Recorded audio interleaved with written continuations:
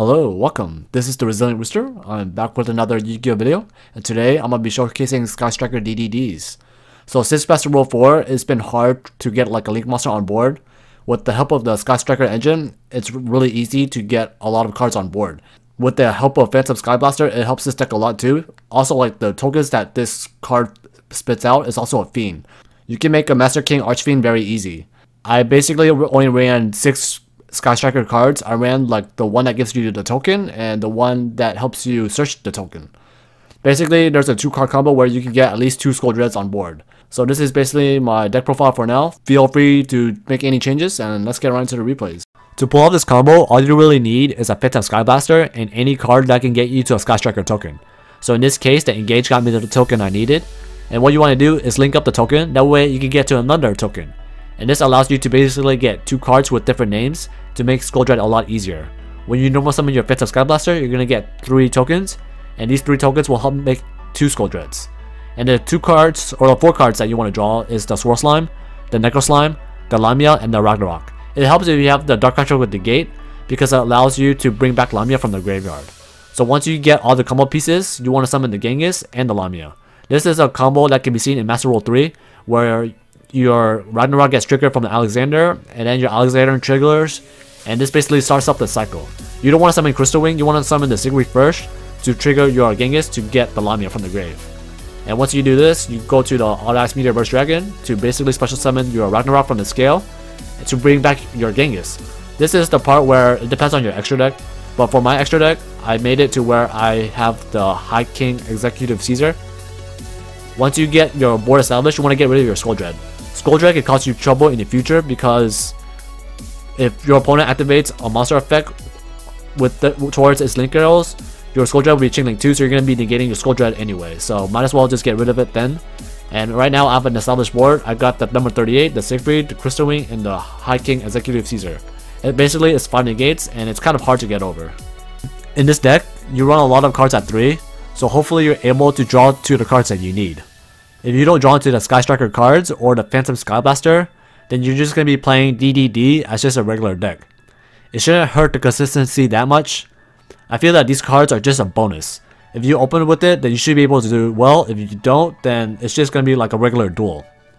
So in this case, I was able to get the 2 Skull Dread combo off, and I'm drawing 8 cards. By the time that you draw 8, you should be able to basically fix your hand to get all the cards that you need. I drew into the Soul Charge, but you don't really need the Soul Charge to basically pull off this combo. And this is basically where I just repeat the pattern again, and that's why it's kind of important to memorize the pattern if you want to play this deck. My opponent does have the Mono Iwaro though, so this is going to be very troubling since my board I'm making right now, it won't be doing much since the effects can't be activated. They also have like the Dragao diagram, so I'm pretty much in trouble. But it's just cool to see how much you can pull off with this deck since Skull Dread is finally a card. I feel that Skull Dread helps this deck a lot since you're able to draw basically 4 brand new cards. So I finished my board and now it's my opponent's turn. As soon as they summoned the Mono Iwaro, I couldn't really do much. They had a diagram to search out the Masterpiece, and the Masterpiece can single-handedly wipe out half my board. They can destroy a card and they can attack over a card.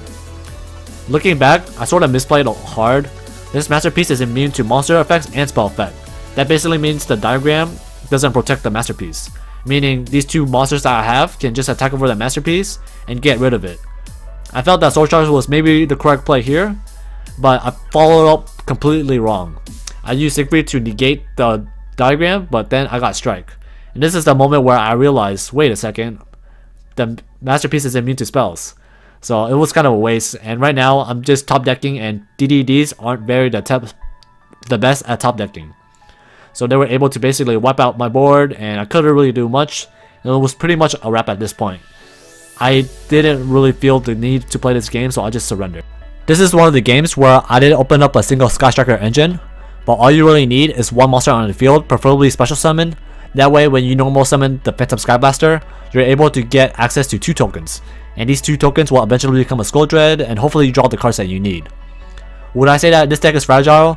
It probably is, since DDD is a very heavy combo deck. It requires a lot of specific cards. But I still feel that even if your plays get stopped, you can still get a lot of beefy monsters on the field. So in this case, my opponent didn't have a single hand trap, so I was able just to go off. And I would say that this is what the deck excels. If your opponent can't stop you, you can make a lot of big boards where your opponent can't really play. So I got the same combo, and remember, you always want to destroy the Skull Dread. Skull Dread can ruin your plays, so might as well just get rid of it once you establish your field.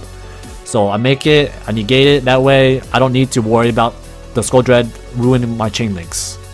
So it's my opponent's turn, and again, I have 4 negates, so it's pretty tough. I didn't have access to the number 38, but I don't think it mattered in this game, since I was able to basically negate everything with the Wave High King Executive Caesar. I opened up pretty well in this game, but I made several misplayed. It didn't really matter in the long run since my opponent had the hand traps to stop me. But what I should have done was normal summon the Phantom Skylaster, get a token, go into Master King Archfiend, use the Swirl Slime and Necro Slime to get to the Genghis, banish the Swirl Slime to summon the Lamia, put the Ragnarok in a scale, go into my Alexander and just go off from there. I should be able to get a board with at least 2 negates. My opponent was able to stop me and they were able to establish their own board. They have a Mucka Ball, so now I basically have to have 2 cards to break through, and they also have a warning. It's a pretty much a tough position to get out of. I do have the Necro Slime in the grave to bait out anything, but since they had the warning, it was pretty much a wrap at this point. I hope from this video you got the pattern memorized to perform the DDD combos. So before I sign off, this is the game where I didn't open up a single contract card. I forgot to add the level 8 Fusion Beowulf, so it kind of messed up when I tried to perform the rank 8 plays. So that's all I have for now. Enjoy the rest of the video.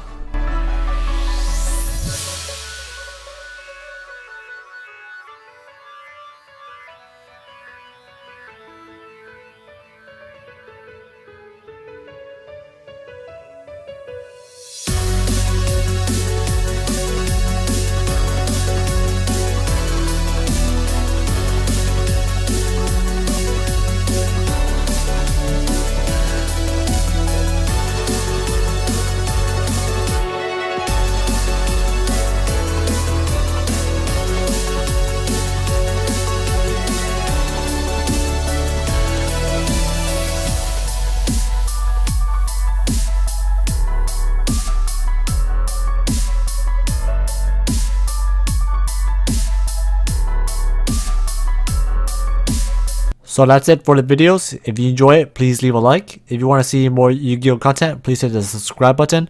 Thank you for watching and have a great day.